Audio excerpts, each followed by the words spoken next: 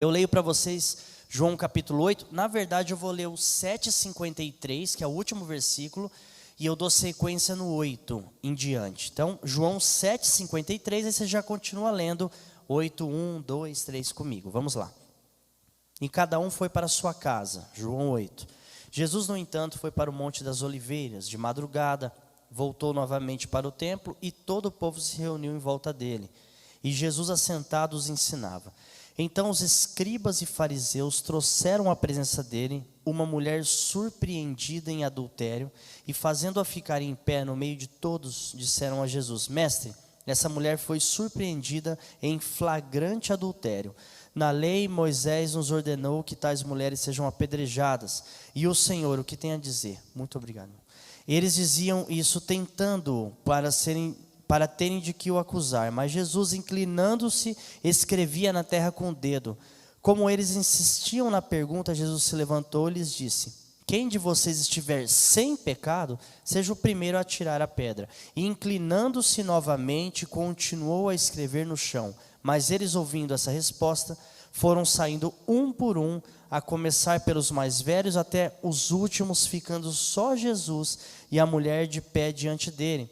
Levantando-se, Jesus perguntou a ela: Mulher, onde estão eles? Ninguém condenou você? Ela respondeu: Ninguém, Senhor. Então Jesus disse: Também eu não a condeno. Vá e não peques mais. Pai, essa palavra está posta mais uma vez, e com honra eu transmito a tantas pessoas que nos assistem e assistirão, e aos irmãos que aqui estão. Usa a minha vida, porque de mim eu nada tenho a acrescentar, se não for o teu Espírito Santo. Me usa, me capacita em nome de Jesus. Amém. Um dos maiores desafios de um pregador é pregar qualquer coisa da Bíblia, mas principalmente falar sobre graça. É muito difícil, porque a gente está num mundo que os ensinos do mundo são diferentes do ensino da Bíblia, quando se diz respeito a perdoar, quando se diz respeito a justiça própria, quando se diz respeito a como eu devo agir com quem falha. Essa mulher foi pega em flagrante adultério.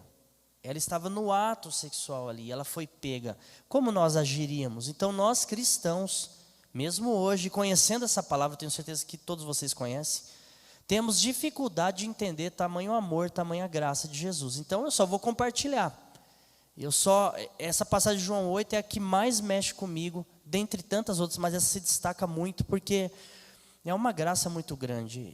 Ela foi pega em flagrante adultério e Jesus perdoa, Jesus trata de uma maneira maravilhosa. Eu queria falar sobre isso hoje, mas não me ater só ao perdão de Cristo.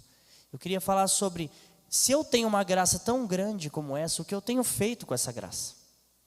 Se eu tenho recebido tamanho perdão, onde os meus pecados superabundaram, né? Superabundou a graça, como diz a palavra. O que eu tenho feito com isso? Então, eu queria deixar alguns entendimentos para a gente hoje, rapidinho, tem que ser mais rápido hoje, mas eu tenho certeza que o Senhor vai falar com você. Amém? O que esse texto nos ensina sobre graça? Algumas coisas. A primeira delas, que Jesus nos espera. Grava isso. Quer entender sobre graça? Entenda que Deus, Jesus Cristo, Ele te espera. Isso é muito gracioso. Eu não sei se você já marcou alguma reunião ou um bate-papo com alguém, que esse alguém, ele eu não vou dizer melhor que você, eu não gosto de usar esse termo, alguém melhor que você, mas alguém que está à frente de você em alguma coisa, ou um patrão do trabalho, ou alguém da igreja, ou alguém, sei lá, do seu meio, que você marcou um encontro com essa pessoa, e essa pessoa está na sua frente, essa pessoa, ela vai te ensinar, ela vai te orientar, ela está acima de você naquela área. E você de repente atrasa, você não vai, você, enfim, erra e essa pessoa vai embora. Eu já vivi situações assim, dentro de igreja, tal, com pastores que não tinham muita paciência. Aí eu também não gosto de atraso não, vou ser sincero. Mas levantar e ir embora, de eu chegar, cadê? Foi embora. E eu atrasei por um motivo, uma coisa que aconteceu, enfim. E a pessoa não estava lá me esperando não. Porque o homem é orgulhoso, pode ser um homem de Deus, ele tem que lutar com os orgulhos. Poxa, marquei, estou dando um exemplo bobo aqui, mas para você entender que nós homens e mulheres somos falhos, às vezes a gente não espera, Estou ali para esperar um ônibus, ele não chega, eu peço um Uber, eu vou de outra maneira. Eu não quero saber de esperar. Eu não quero saber de Salmos 40, esperei com paciência no Senhor. Eu não quero saber de esperar, mas Jesus espera. Quem Ele espera? Você, eu. Ele sempre está esperando. Porque se não fosse um Deus paciente, e eu não sei você, eu já estaria morto, eu já estaria condenado. Eu posso não ser essa mulher pega em flagrante adultério. Essa história pode não ser literalmente a sua, mas eu te garanto que você já cometeu flagrantes pecados e erros. E quando você foi aos pés do Senhor, quem estava lá já te esperando? Ele. Ele já estava lá. Ele já estava preparado para te esperar. Isso é lindo, isso me constrange de um jeito. Jesus, após uma festa cansativa, que é a festa de tabernáculos, ele não vai embora. Você já conhece a história. Ele vai ao monte orar, que isso seria um caso à parte, Jesus orando. Isso é lindo de ver o quanto ele orava mesmo sendo Deus, mas ele estava numa missão humana ali. E ele volta ao templo de madrugada, escrevendo no chão, esperando uma pecadora.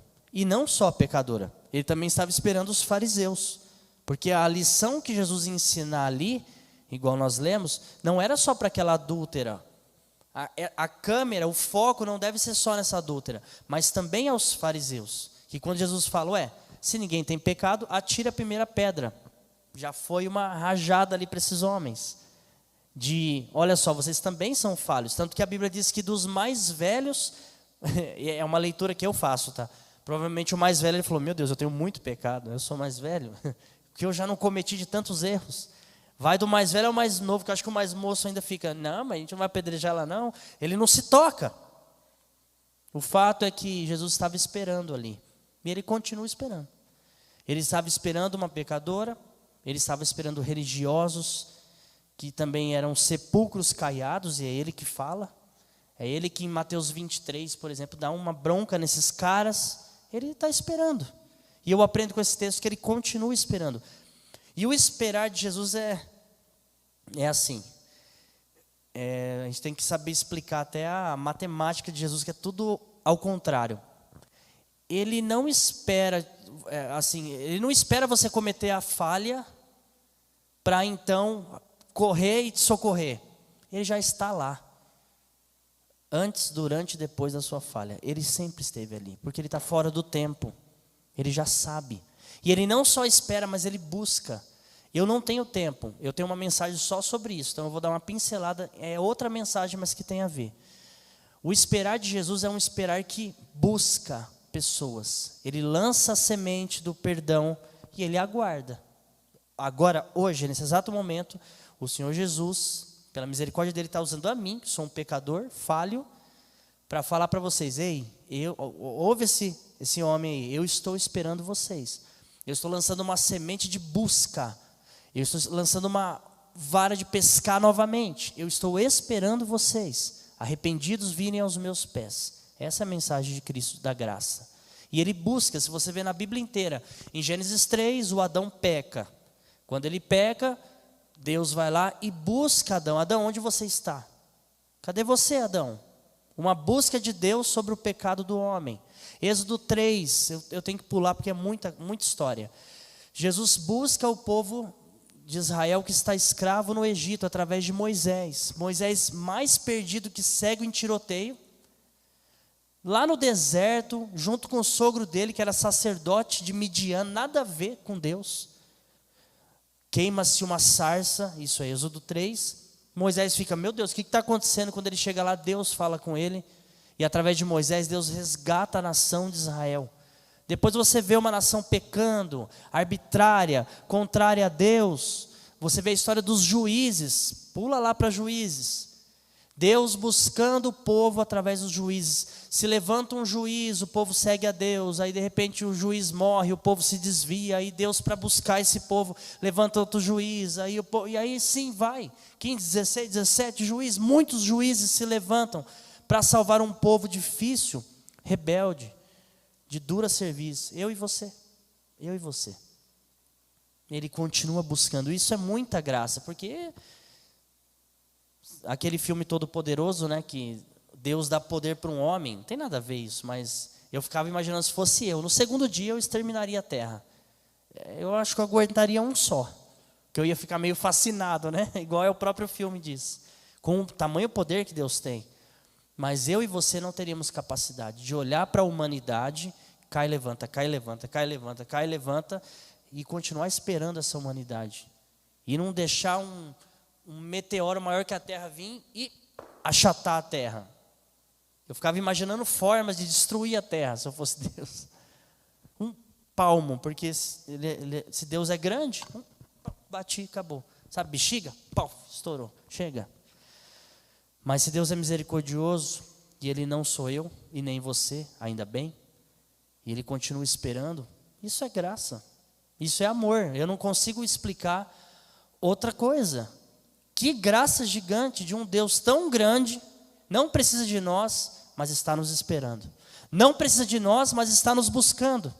Porque em Lucas capítulo 13, me permita só citar, porque eu estou pulando por causa do tempo.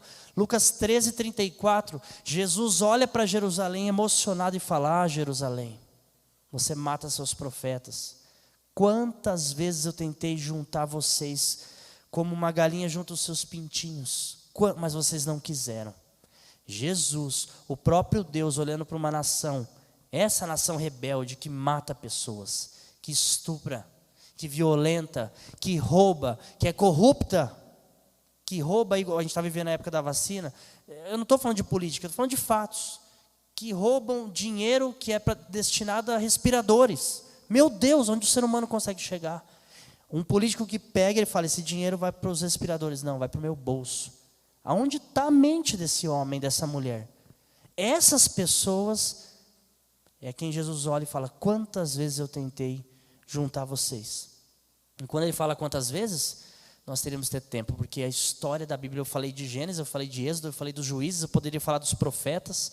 Quantas vezes Deus usou homens, mulheres, situações, escravidão, cativeiro, para falar: ei, eu estou buscando vocês. Ei, eu estou esperando vocês. Vocês não entendem? E ali no Novo Testamento, Jesus encarnado, o Deus encarnado fala: eu estou buscando vocês, eu continuo buscando. Quantas vezes eu tentei? E o que dizer de João capítulo 4? Você já conhece, eu mesmo preguei umas semanas atrás. João capítulo 4, 23. Deus procura o Pai, verdadeiros adoradores. Pensa num Deus buscando adoradores. É graça isso. Porque o que eu e você podemos dar a Ele? Eu tenho certeza que Deus não se impressiona pelos nossos feitos, sabe? Não é uma mensagem bem concatenada ou louvor que vai impressionar a Deus, mas Ele tem um coração de pai, e Ele está procurando a gente. Aí a Bíblia diz em Marcos que Ele vai ajuntar os anjos dos 4 ventos para buscar os seus escolhidos. Então Ele está nos esperando, Ele está esperando você, uma atitude sua, uma postura sua. Isso é graça, porque qualquer um de nós que olhasse minimamente para nós mesmos, porque para o outro é fácil, para nós, falaria: não é possível que Ele me perdoa tanto, que Ele me ama tanto, isso só pode ser amor. Então Ele nos espera. Ele estava esperando essa mulher, Ele sabia que ela ia aparecer lá. Ele estava esperando os fariseus, porque Ele tinha que dar uma lição nesses caras, falar para eles: vocês estão aí todo bonito, todo bem vestidos, mas vocês também têm pecados, muitos pecados. Dizem que Jesus escrevia os pecados dele na areia. Não dá para dizer, tá? É até interessante essa teoria. Se for verdade, é muito legal, mas a Bíblia não fala, então não sou eu que vou falar. Não sei o que ele estava desenhando ali, né? Mas é uma curiosidade, pelo menos minha. Mas se a Bíblia não fala, vamos ao fato. O fato é, se ele estava escrevendo ou não os pecados desses homens, o fato é que esses homens tinham muitos. Os mais velhos, mais conscientes começam a ir embora, até os mais jovens. Então Jesus está procurando a gente. Eu espero que Ele me encontre. Jesus está me esperando. Eu espero que eu perceba que Ele está me esperando e eu vá aos pés dEle e confesse os meus adultérios, que talvez não são sexuais, mas são adultérios contra Ele, porque toda vez que eu faço algo contra a palavra, é a Ele que eu estou traindo, é a Ele que eu estou adulterando. E será que eu e você não fazemos isso? Será que você que me assiste não faz isso? Não adultera? No sentido de trair a Deus, ao que Ele fala para fazer. Você sabe e faz o oposto. Então, para você, com o devido respeito, adúltero, ele te espera, graciosamente. E Jesus teve uma passividade esperando aquela mulher, sentado tranquilamente, rabiscando no chão. Depois de um momento de oração, depois de um dia exaustivo, ele continua esperando. Como ele tem tempo para a gente, né? Ele tem tempo, ele espera, ele aguarda. Qualquer um de nós não esperaríamos. Olha, vem aí na madrugada, uma mulher pega em flagrante adultério e você vai ter que tratar esse caso. Ah, pelo amor de Deus, a mulher está em pecado, a gente tem que esperar ela fazer as coisas dela lá? Já parou para pensar na profundidade que é esse texto? Jesus sabendo de tudo e aguardando uma mulher quente do pecado. Não foi um pecado da semana passada, denunciado. Ela estava no ato, foi levada seminua. O homem, por algum motivo, não estava lá. Não sei se os fariseus deixaram o cara escapar, aquela sociedade meio focada no homem, né? Deixou o cara escapar, mas a Bíblia diz, inclusive não dá tempo, mas em Deuteronômio, quando é escrito a lei de Moisés a respeito do adultério e de apedrejar, realmente está lá, apedrejar, mas é para apedrejar os dois, homem e mulher. Os fariseus pegam essa mulher e falam, na lei de Moisés diz que essa mulher tem que ser apedrejada. Não era só ela, não. Não dá tempo de falar sobre isso. Eram os dois ali. Eram os dois. Mas pegaram a mulher. Não dá para saber também o porquê. A mesma coisa escrita no chão. Não dá para saber. Pode ser. A minha teoria é que os caras acobertaram o homem. E trouxeram só a mulher. Para o negócio ficar mais escárnio mesmo. Porque era muita opressão realmente contra as mulheres naquela época. Então Jesus te espera. Jesus nos espera. E aí? Vai deixar ele esperando? Vai deixar ele na porta batendo? E com isso eu não estou diminuindo Cristo, não. Ah, então eu sou tão importante que ele me espera. Não, nós não somos importantes. Para ele sim, mas nós não somos sozinhos importantes. É que ele nos ama. Se o seu filho é um adolescente, está começando a ir para as festinhas aí, quem tem filho sabe. Ontem eu conversei, anteontem, com uma senhora, que ela estava contando sobre o filho dela, a primeira vez que ele foi numa festinha. Ela não dormiu. Ela ficou o quê? Esperando ele. Isso é coisa de pai. Ele espera, porque ele ama. Eu não tenho outra explicação, amém? Mas ele não só espera. Jesus não nos condena. Isso também é muito forte. É difícil dizer isso, porque os teólogos aí vão falar, como ele não condena? Calma, meu irmão. Eu te digo, Jesus não nos condena. Pelo menos não agora. Porque olha só o que ele fala para essa mulher. Olha isso aqui. Ocorre toda a história. A gente vai lá no João 8, que estamos lendo, lá no 10. Depois que os homens lançam suas pedras no chão, o do mais velho ao mais moço vai embora, porque são pecadores de igual modo. Aí Jesus se levanta. Pensa nessa cena, Jesus conversando com os fariseus, com uma pecadora em flagrante adultério, abaixado assim, ó. E ele nem queria falar, porque os homens ficaram insistindo.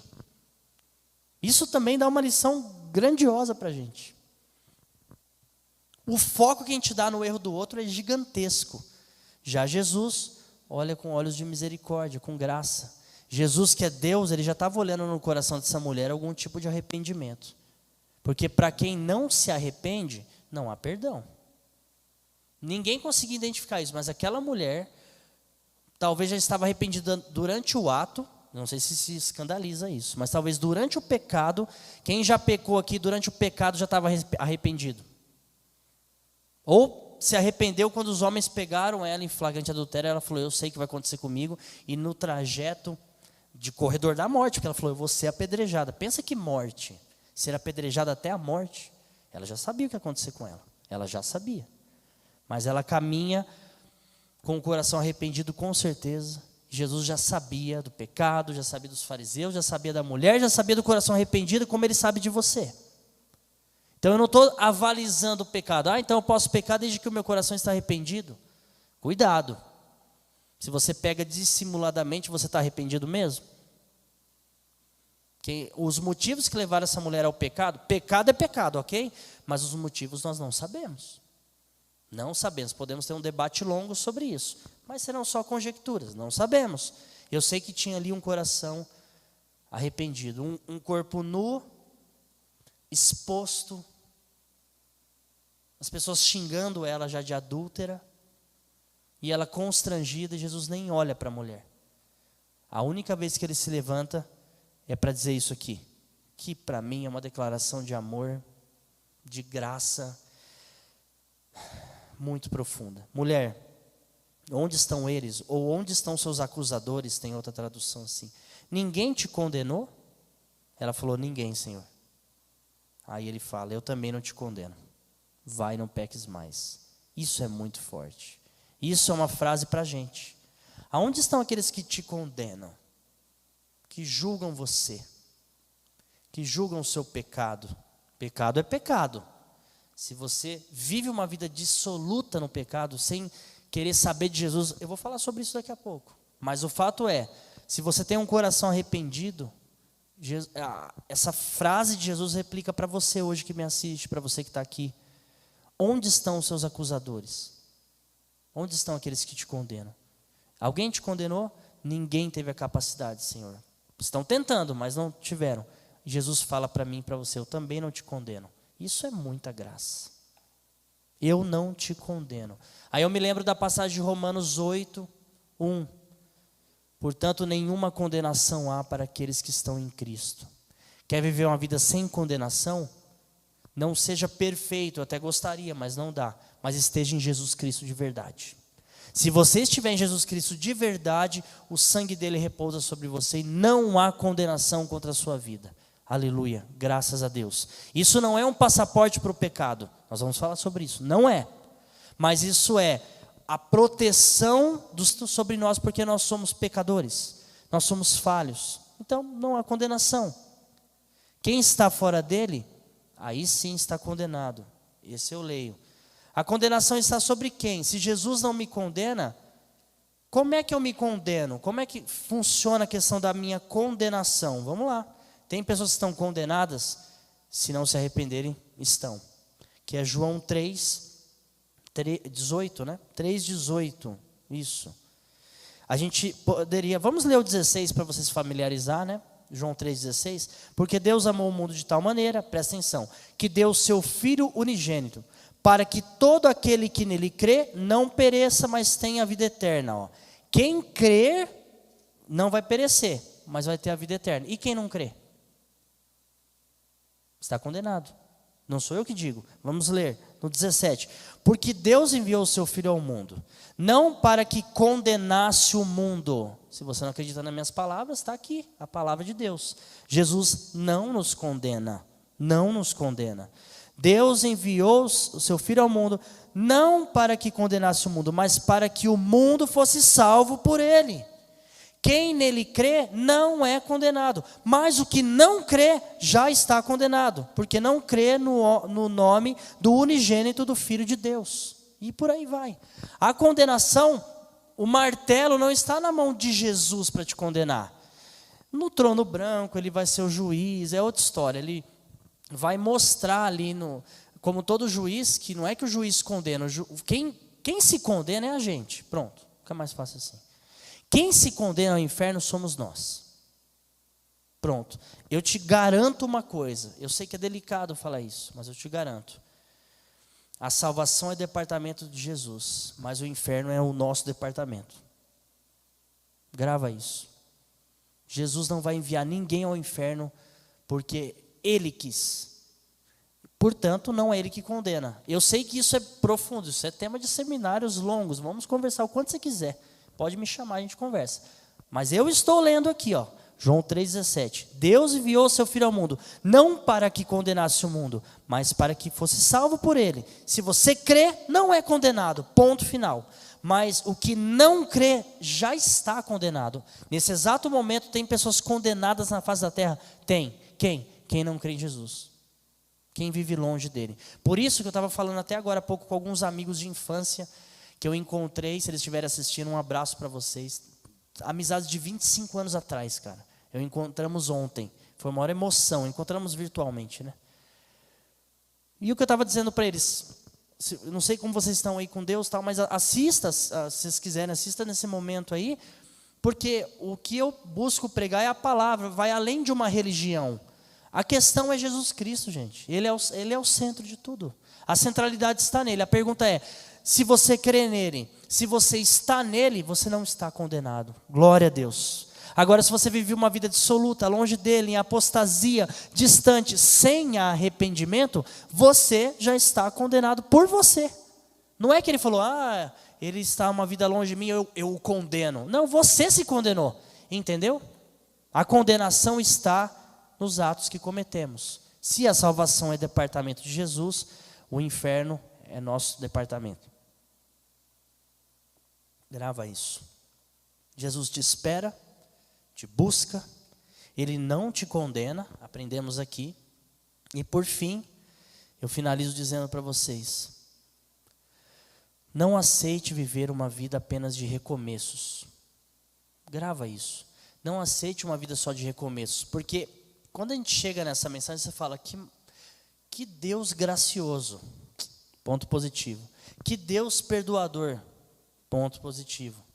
Então quer dizer que eu posso viver dissimuladamente em pecado, porque onde abundou meu pecado, superabundou a graça? Não é desse jeito.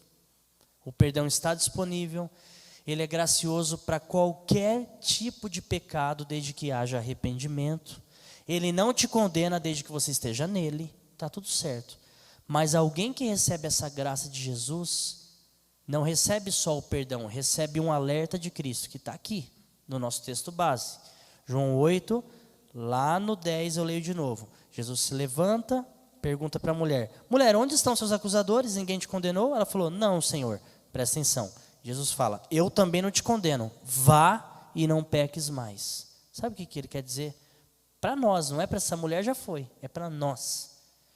Eu te perdoo, mas o meu pecado é desse tamanho, eu te perdoo. Mas eu pequei algumas vezes, está arrependido? Eu te perdoo, a graça ainda. Mas para mim não tem mais jeito, tem. Jesus diz para você que tem. Mas foi flagrante, essa mulher também.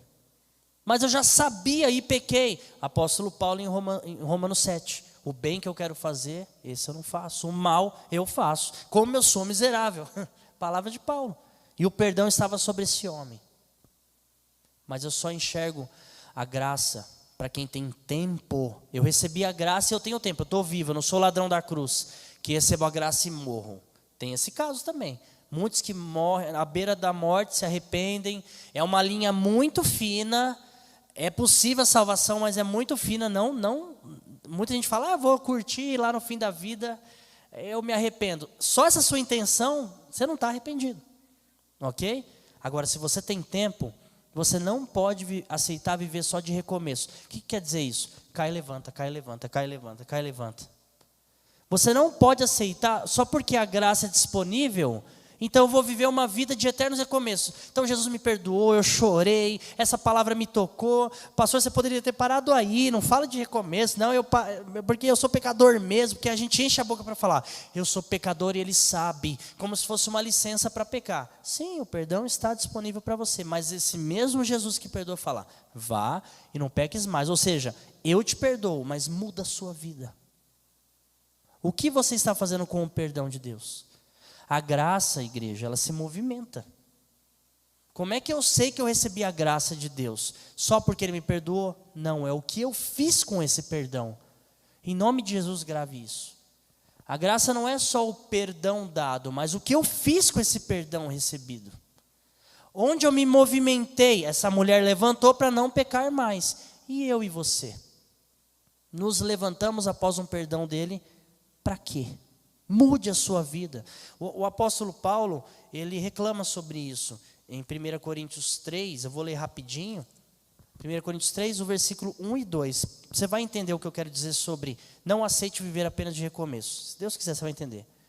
Eu, porém, irmãos, isso é 1 Coríntios 3, versículo 1 e 2. Eu, porém, irmãos, não pude falar a vocês como a pessoas espirituais, e sim como a pessoas carnais, como crianças em Cristo. Eu lhes dei leite para beber, não pude alimentá-los com comida sólida, porque vocês não podiam suportar. Sabe o que isso quer dizer? Até quando você vai ser agraciado pelo perdão de Deus nos mesmos erros? Então olha que interessante, eu começo dizendo, Ele perdoa. Senhor, pastor, pequei de novo. Ele perdoa, perdoa, de novo, perdoa, perdoa. E de novo, perdoa, perdoa. Porque é uma questão dele com você. Ele olhou no coração da adúltera e viu sinceridade. Se ele vê sinceridade e você vir em todos os apelos aqui, eu não sou contra. Ele perdoa. Mas eu faço uma pergunta para você, replicando a fala de Jesus. Eu estou baseado na Bíblia. Vai e não peques mais.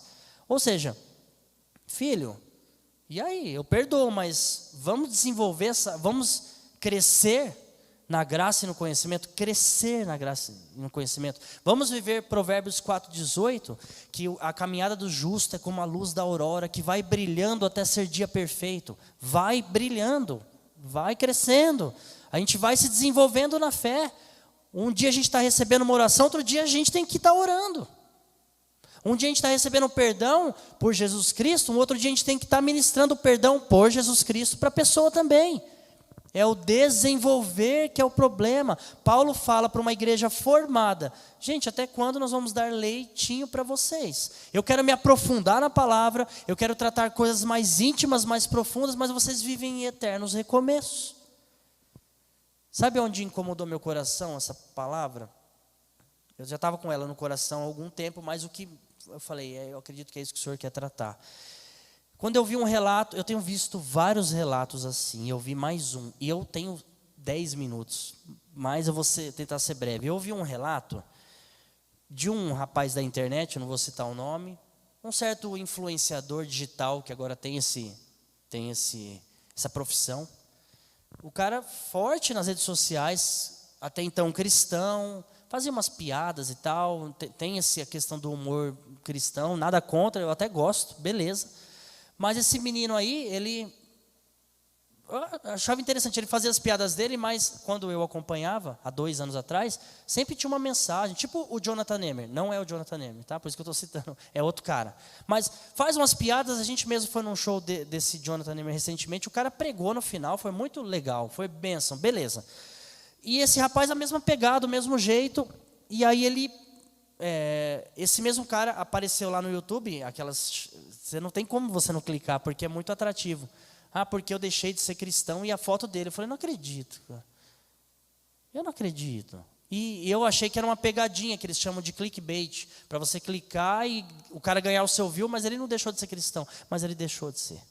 Ele fala que não, mas não tem, biblicamente não tem como. Porque o cara fala bonito, sabe as palavras, tanto que eu fui nos comentários, é muito elogio, porque o mundo está assim. Resumindo, é um cara que viveu esses 2 tópicos de hoje. Jesus me espera, Ele me busca, Ele me perdoa, Jesus não me condena, eu paro por aqui. Já que Ele me espera, olha o perigo, já que Ele me busca, é tão lindo, já que parece que eu sou a centralidade, e não é, mas você é o alvo do amor de Deus, amém. Já que Ele me busca, já que Ele não me condena, já que a graça está tão disponível, logo eu declaro para vocês aqui, eu não vou mais em igreja, eu dou umas bebedices de vez em quando, caio bêbado aí, mas eu volto porque eu sou pecador mesmo, olha o perigo aí. Eu me arrependo, eu volto e Ele me perdoa, e é a graça porque eu sou humano pecador, e tenta teologar lá desde Gênesis, porque o Adão pecou, e não sei o quê, e tudo, e porque eu sou tão pecador assim, logo a graça é disponível para mim. Só que ele se esqueceu de uma frase de Jesus: vai e não peques mais. Onde está o envolvimento com o seu Salvador? Você só quer o perdão dele? Você não quer o envolvimento? Não, eu creio, mas crer até os demônios creem e tremem, a Bíblia diz. Eu confesso a você que o estilo de vida desse cara, por eu ser carnal, se pudesse, eu também ia viver assim. Não de bebedices não, mas assim, sem comprometimento nenhum. A gente vai ter uma reunião daqui a pouco, meu irmão. Eu já estou com fome, inclusive. Não vou comer tão cedo. A nossa carne clama por uma vida assim, sem comprometimento, faço o que eu quero, não vou à igreja, não vou em lugar nenhum, não dizimo, não oferto. A nossa carne pede por isso aí. É por isso que Paulo fala, eu tenho que conversar com vocês como a carnais. Vocês estão entendendo? Vocês estão entendendo o perigo de abusar da graça? Então eu espero que vocês estejam entendendo essa separação. O perdão está disponível inclusive para esse menino, eu não estou condenando, quem sou eu? Mas é uma fala muito perigosa. Já que Ele me perdoa, já que eu sou pecador, eu vou beber nesse Natal, nesse Ano Novo, vou cair, vou xingar, vou tal, e depois eu vou aos pés deles e eu peço perdão.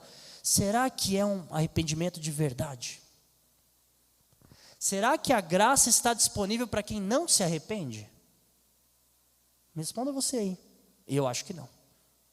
A pessoa não, ela fala, eu não me arrependo. Ela pode falar de boca, mas lá no coração dela, não me arrependo, quero viver assim. Isso se chama apostasia para mim. Sabe o que é apostasia? Abandono para a fé. A fé está aqui, eu viro as costas. A minha fala, o meu discurso ainda é religioso. Não, Jesus, Ele é Salvador, tal, porque eu vou crer no diabo, ou eu vou ser ateu. Tem que ter muita fé para ser ateu, inclusive. Não, eu tenho menos fé, eu sou cristão. Depois você pensa sobre isso. Eu sou cristão. Então, não, eu sou crente, mas eu vivo o oposto. Você corre o risco de cair em apostasia, que é o abandono da fé. Que é uma blasfêmia, inclusive, contra o Espírito Santo. E a Bíblia diz que não há perdão quanto a isso. E eu não estou condenando ninguém. Espero em Cristo que ninguém esteja nesse estágio. E eu acredito que se estiver no estágio não de blasfêmia contra o Espírito Santo, mas de distanciamento, de esfriamento, dá para você voltar. Está aqui. Uma mulher foi pega em flagrante adultério. Mas o que eu preciso dizer a você é que o que nós fazemos com esse perdão? Hoje, de novo, pela graça de Deus, nós vamos orar e Ele vai me perdoar e perdoar você. Eu não tenho dúvida. Você está arrependido do que você fez? Nessas festas talvez aí? Você está arrependido do que você tem feito? Há perdão sobre você, mas a pergunta é, como é que eu e você nos levantamos com esse perdão? De que maneira a gente age com esse perdão? A Bíblia diz que é esperado de nós coisas que acompanham a salvação. O que acompanha a salvação? Qual é a obra que a gente tem desenvolvido? Como temos sido estratégicos no reino? O que temos feito? A samaritana, que encontra Jesus, se levanta e vai pregar sobre Jesus em Samaria. O gadareno se levanta e vai pregar em Decápolis. E a gente se levanta para onde? Para pecar de novo?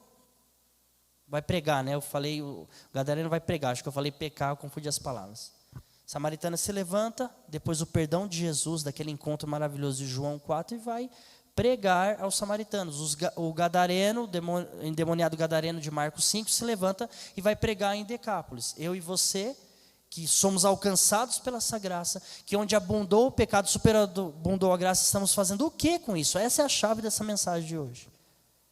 A graça, igreja, ela se movimenta.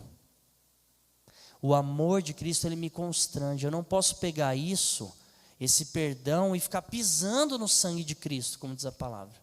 Não estou dizendo com isso que seremos perfeitos. A mensagem de hoje é para você ser perfeito, eu ser perfeito? Não. Mas é para nós termos a consciência. Tamanha graça assim, precisa me movimentar para eu fugir desses tipos de pecado, para eu não ser um reincidente, contumaz, insistente naqueles erros. Eu preciso crescer, eu preciso sair dessa lama. Porque enquanto você está vivo e você vai pedindo perdão, e for sincero, pode ser 1000 vezes o mesmo pecado. Eu creio que Jesus te perdoa, está na Bíblia. Mas não aceite viver só de recomeços. Você não avança, você não experimenta o alimento sólido, você só fica no leitinho, no perdão, que é lindo, mas só fica naquilo. Quando é que você vai ser usado por Deus, ainda que pecador, para ministrar para os outros que há perdão, para ser estratégico para os outros, para abraçar os outros, para crescer na fé, para ter experiências novas com Jesus? Porque, ultimamente, as experiências dos cristãos estão sendo só de joelho dobrado, chorando arrependido. Lindo isso. Me entenda, por favor. Me entenda. Todo dia eu peço misericórdia para Deus. Todo dia. Todo dia. Mas após a misericórdia dele dada por mim, eu preciso fazer algo. Eu preciso desenvolver algo para o reino. Eu preciso corresponder para esse Jesus gracioso de alguma forma. Eu preciso obrar de alguma maneira sincera. Eu preciso me levantar e ir para Samaria, ir para Decápolis, entende? Eu preciso pegar essa graça, essa amazing grace, essa maravilhosa graça e desenvolvê-la, entende? Mas não é obra que salva. É verdade, não é obra que salva, mas eu não enxergo um salvo que não faz obras. Você enxerga? Ah, mas não é obra que salva. Mas em Apocalipse Jesus diz que Ele virá com o galardão para entregar para cada um segundo as obras que cada um fez. Me parece que isso tem importância, não? Realmente é Ele que salva. Mas existem coisas que acompanham a salvação. O que estamos fazendo com a graça? A minha oração de hoje, Senhor, me perdoa. Eu sempre oro isso, vou orar hoje de novo. Nos perdoe. Mas, Senhor, nós precisamos levantar dessa oração diferentes. O que eu ia fazer, eu preciso mudar. O que eu ia fazer de erro, eu preciso mudar, ou pelo menos pedir ajuda, ou gritar, ou correr, eu preciso. Essa frase, vai, não peques mais, de Jesus, precisa ecoar na minha vida. Aí eu vou entender a plenitude da graça, que é alguém que é perdoado, restituído e se levanta para caminhar de pé. Não que você não vá pecar, mas você vai crescendo. Aqueles pecados que você sempre caía, você já se levanta, já não é mais tão forte aquela tentação. Você já vai evoluindo, você já vai crescendo. Essa é a evolução que eu não tenho visto. Eu citei o caso de um menino da internet, mas é o que eu mais tenho visto. Protestantes não praticantes. Antes era só o catolicismo, né? Agora tem. Protestantes não praticantes. Não, eu sou evangélico, sou protestante, mas eu rebolo até o chão. Porque eu sou pecador mesmo. Porque Jesus sabe mesmo. Ele conhece o meu coração. Sim, que é enganoso e que é pecador. Sim, Ele conhece mesmo.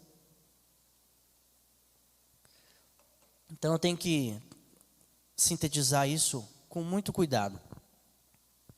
Parece que eu estou falando de duas coisas diferentes, mas elas estão ligadas. O perdão está disponível, igreja. Não importa o tamanho do seu pecado. Ele te perdoa. Ele te espera. Ele não te condena. Está aí, o perdão dele está aí. Mas ele também te diz, vai, não peques mais. O que fazemos com tanto perdão?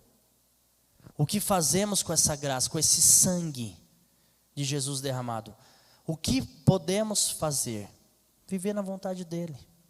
Às vezes você vai tropeçar. Eu sou pastor há 15 anos. Eu falho muito às vezes com Deus. Eu falo, Senhor, falhei, me perdoe. Mas quando eu olho para o Roger lá de trás, eu não posso ver hoje os mesmos erros, entende? Eu não posso viver no mesmo leitinho, entende? Você também não. Vamos em busca de alimentos sólidos. Já que é um fim de ano de reflexão, eu termino com essa para você. Eu preciso absorver essa maravilhosa graça, que eu entendi que Ele me perdoa, que olha, em flagrante adultério, a mulher quente do pecado, Ele perdoa, mas ao absorver isso eu preciso entender, eu não posso ser mais a mesma pessoa, eu não posso praticar as mesmas coisas, eu preciso crescer na graça, crescer no conhecimento, aí eu entenderei de uma vez por todas o que é graça. Eu quero fazer uma oração sobre isso, em nome de Jesus. Pai, mais uma vez, quando eu entro na Tua presença, duas coisas que eu peço muito, e abro aqui em público, porque eu acho que todo cristão tem que pensar sobre isso. Eu peço a Ti perdão, porque eu sei que sou falho, e eu sei que os meus irmãos também, porque essa é a nossa natureza, pecadora. Perdoe, Senhor, porque muitas vezes somos nós, pegos aí em flagrante adultério. O adultério talvez não físico, sexual, mas um adultério, Senhor, de trair a Tua palavra, de viver contra ela, mesmo conhecendo. Então nos perdoe, Senhor, porque aqui está um pecador também. Não sei se o maior deles, talvez sim. Pecador, falho, como meus irmãos que estão nos assistindo e nos assistirão, como os que estão aqui. Perdoe-nos, Senhor. Aprendemos que o Senhor nos espera. O Senhor espera esse arrependimento. O Senhor nos busca. O Senhor busca adoração, adoradores, e nós estamos aqui com toda a verdade, em espírito e em verdade. Senhor, nos perdoe, Senhor. Peço sabedoria também, que eu sempre peço, para saber agir, para saber entrar, sair, negar, aceitar, caminhar ou não, ir ou não, fazer ou não, repreender ou não. Dai-nos sabedoria para viver nesse mundo de trevas. É um mundo difícil, é um mundo que o pecado é glamorizado, é um mundo que o erro ele é aceito, Senhor. O erro está como certo, o errado está certo, o certo está errado. Nós que somos cristãos temos que pedir desculpas por ser cristãos. Hoje virou um mérito ser honesto, não deveria, deveria ser obrigação. Virou um mérito fazer as coisas certas, não deveria. E está tudo tão bagunçado na terra que vivemos, Senhor, e o Senhor tem acompanhado. O Senhor sabe de todas as coisas, então nos ajude a viver nesse mundo. E com todo esse perdão, com toda essa graça que nos é dada, não nos deixe ficar de eternos recomeços. Nós queremos crescer, Pai. Nós queremos para esse novo ano que nasce, crescer na fé, se desenvolver espiritualmente, parar de ficar nesse eterno bumerangue, nesse eterno vai e volta, em que todas as palavras de arrependimento nós estamos nela. Em todas as palavras de arrependimento, nós estamos ali com o joelho dobrado. Eu sei que o teu perdão vem, mas eu sei que o Senhor ficaria muito mais feliz, satisfeito, se nós estivéssemos nos levantando e crescendo, como a luz da aurora, brilhando a cada dia, até que o Senhor volte e sejamos perfeitos em Ti. Nos ajude a se movimentar, porque a Tua palavra diz, e eu finalizo, Senhor, em Ti cremos, em Ti nos movemos, é em Ti, conforme diz Atos 17, é em Ti que vivemos, que nos movemos. Precisa haver um movimento daquele que crê. Não podemos ficar só prostrados, Senhor, absorvendo a graça e não fazendo nada, e não rendendo nada ao Seu reino. Sabemos que a obra não salva, mas ela acompanha aquele que salva, que é o Senhor, e aquele que é salvo, que somos nós. Guarde a nossa igreja. Viveremos mais um mês distantes fisicamente, então eu clamo pelos nossos, clamo por aqueles que nos acompanham pela live. Não nos deixe desviar, Senhor, não nos deixe distanciar da Tua presença em período de festa, ou porque não estamos fisicamente no templo. Nós precisamos de Jesus, e essa pessoa está conosco agora, na nossa casa, no nosso trabalho e na igreja, onde estivermos, em nome de Jesus, amém.